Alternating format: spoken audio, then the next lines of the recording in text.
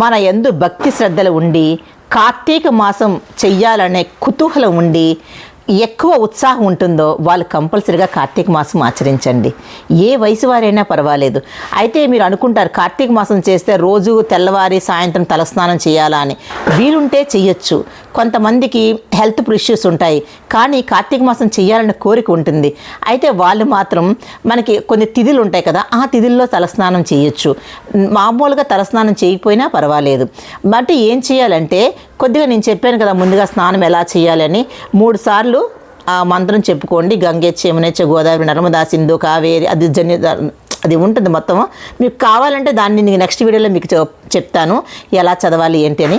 అలా చేసిన తర్వాత మీరు చక్కగా వ్రతాన్ని ప్రారంభించవచ్చు. అయితే ఈ వ్రతం ప్రారంభించినప్పుడు మాత్రం కొన్ని పద్ధతులు మీరు పాటించాలి.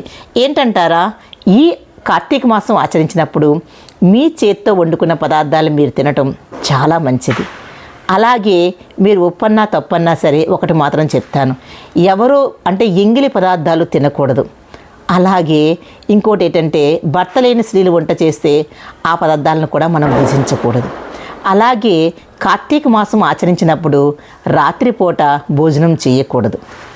అలాగే కార్తీక మాసం ఆచరించినప్పుడు మంచం మీద పడుకోకూడదు, కిందనే పడుకోవాలి. అంటే మంచం మీద కిందన పడుకుంటే చాలామంది హెల్త్ ఇష్యూస్ ఉంటాయి.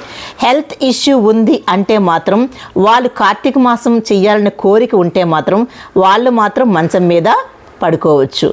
కానీ మనకి ఆరోగ్యంగా ఉంది, ఆరోగ్యవంతులమి అలాంటప్పుడు మాత్రం మంచం మీద కాకుండా కిందన పడుకుంటే మంచిది.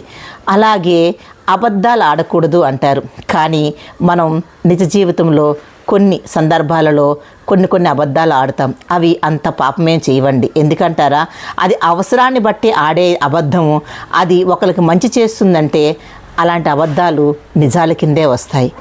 ఎందుకంటే ధర్మము ఆపద్ధర్మము అని మీకు చెప్తాను. నెక్స్ట్ వీడియోలో దాన్ని వివరిస్తాను. బిజినెస్ పర్సన్స్ ఉన్నారనుకోండి, వాళ్ళు చిన్న అబద్ధం చెప్పకపోతే బిజినెస్ అవ్వదు. అంత మాత్రాన వ్రతం చేసినట్లే కాదా, చేసినట్లే.